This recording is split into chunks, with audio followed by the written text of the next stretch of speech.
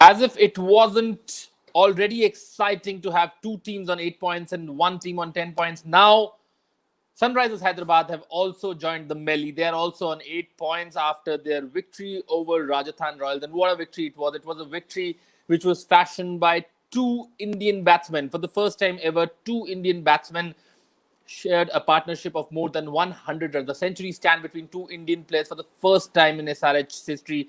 They won a match chasing in IPL 2020 for the first time, and that shows how important that partnership between Manish Pandey and Vijay Shankar was. We'll talk about that match, of course, and look forward to the big clash between CSK and MI. We're calling it the big clash because, of course, it remains the biggest rivalry in the history of Indian Premier League.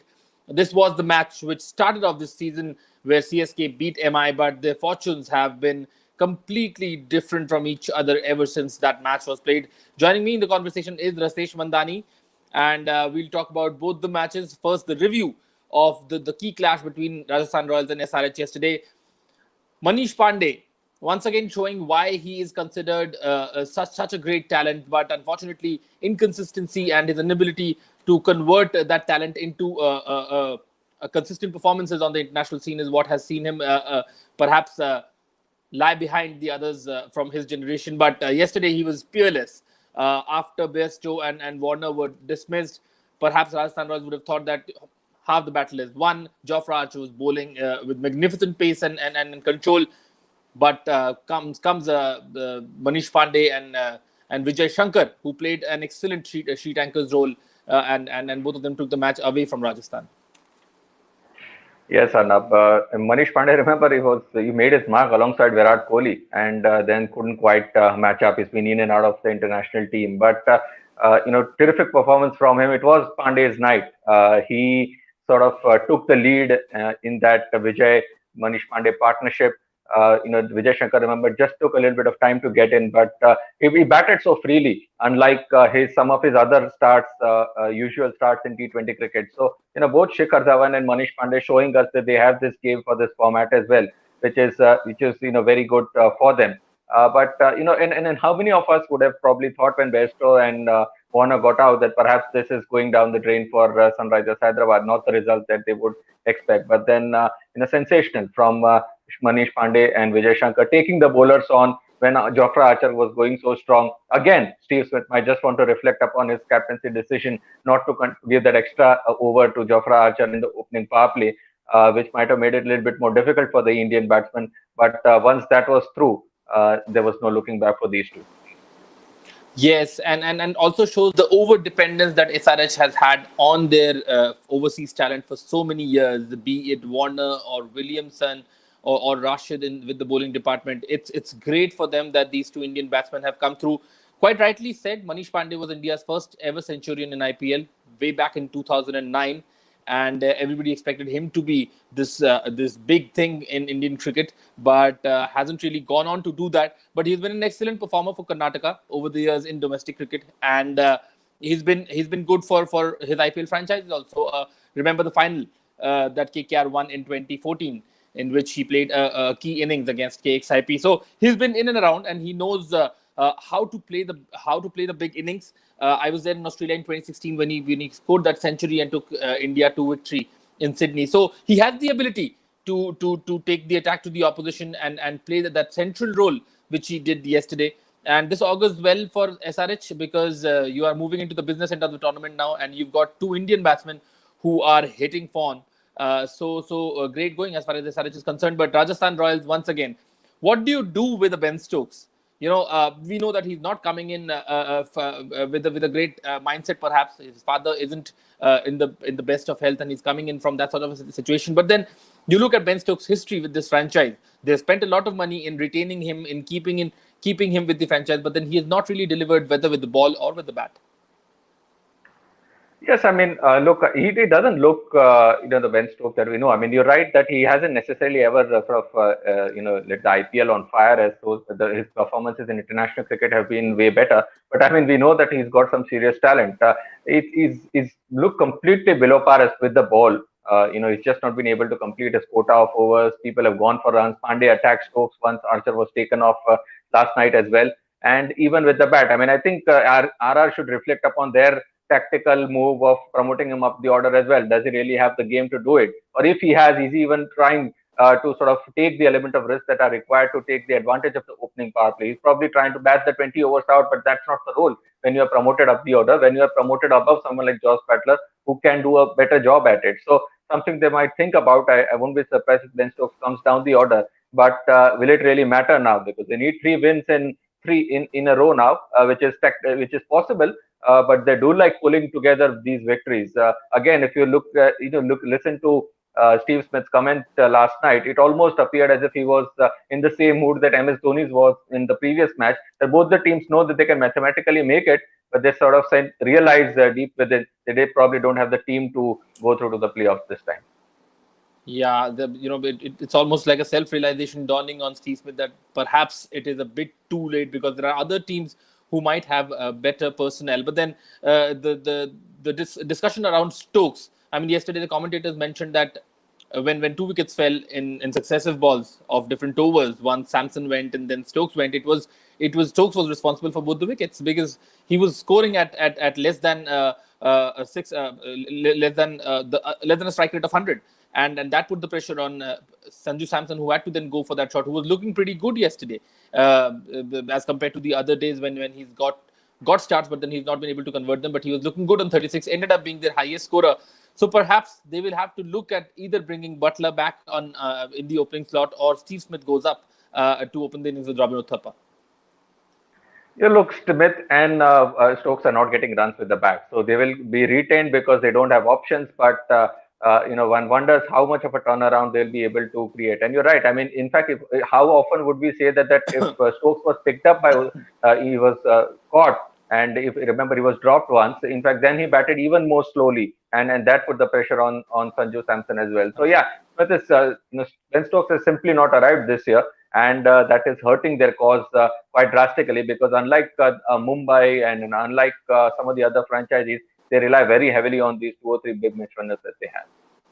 Yes, they definitely do. And when you look at Riyan Parag and Rahul Tewatia hitting as cleanly as they have in this tournament, you sometimes wonder that really should a franchise consider price tag over talent, or form for that matter.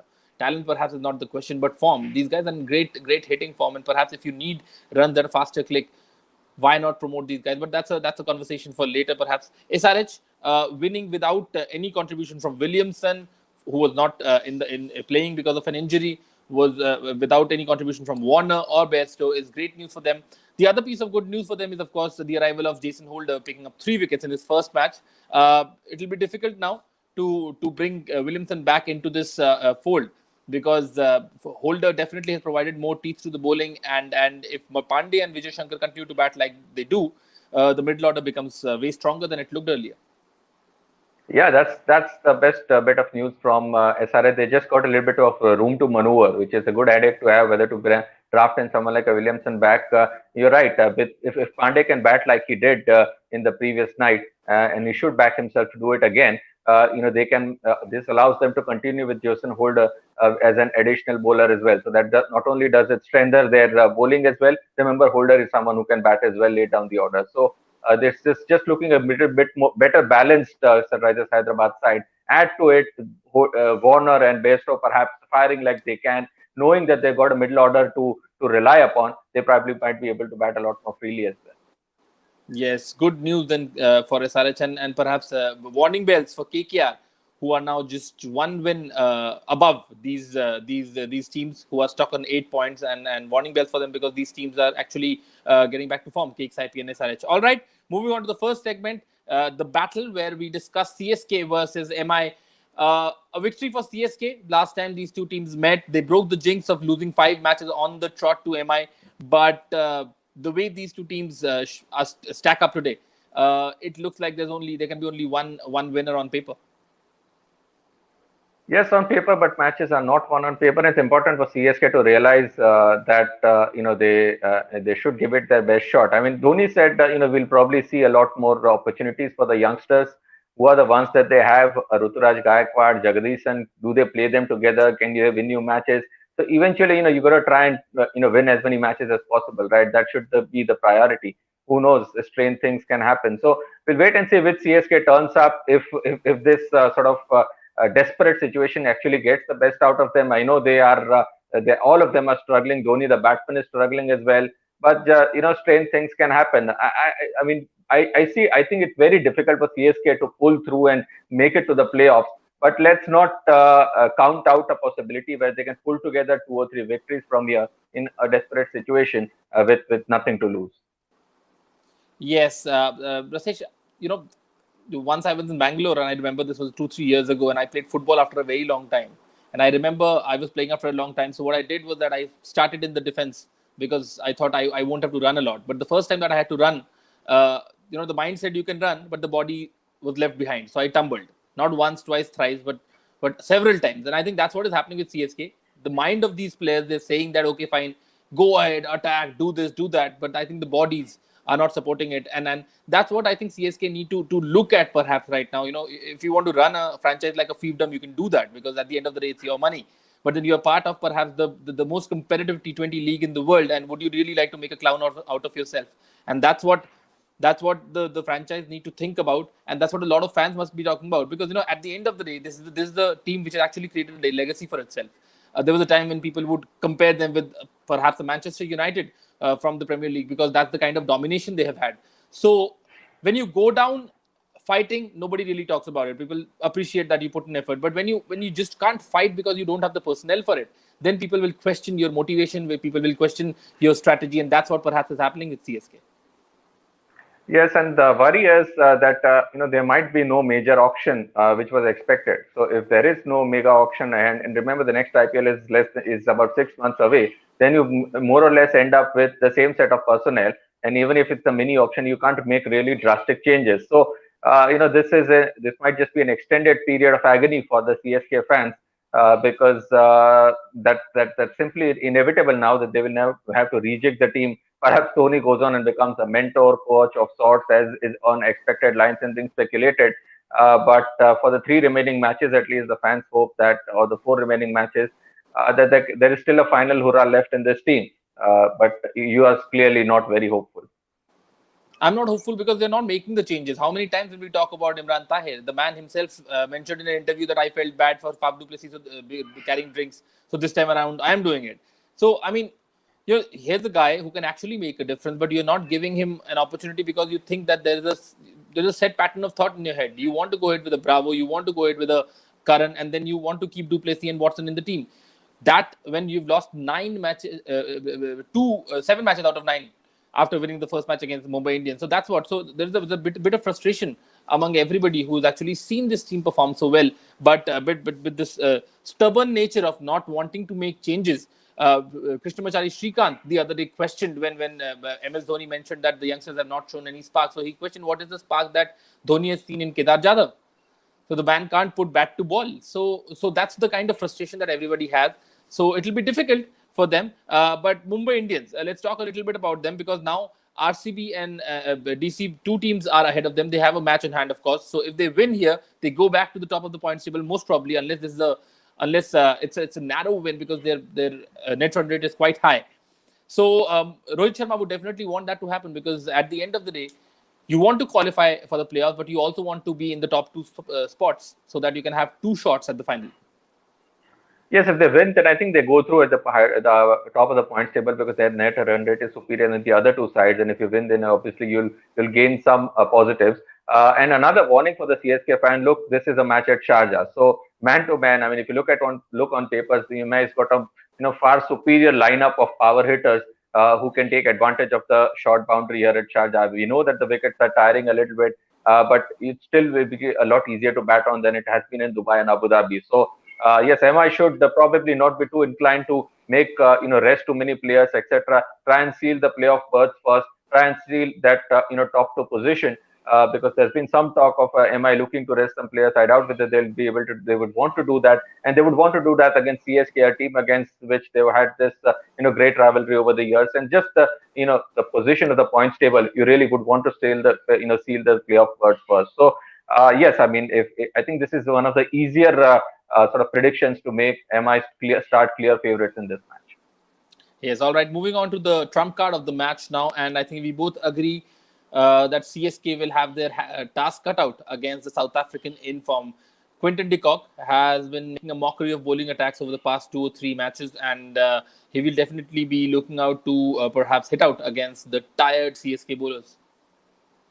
Yes, and look, Deepak Chahar has had a fair share of success, but that is generally against the right-handers. So Quinton de Kock, he doesn't bowl as well against the left-handers. So I think de Kock might just have a bit of an edge there. Shardul Thakur, do they play Hazelwood or do they play Imran Tahir? Even if they play Imran Tahir, de Kock should fancy his chances. So I think from the top order that MI have, Rohit Sharma, Surya Kumar Yadav, and Quinton de Kock is probably more likely to succeed in this match.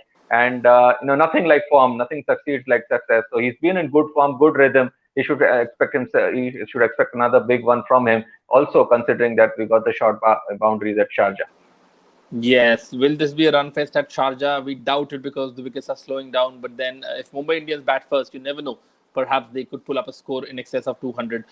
We'll see. We'll talk about this match tomorrow in Battleground T20, and of course, look forward to the double headers that are coming up on Saturday. Keep watching Battleground T20. Thank you very much.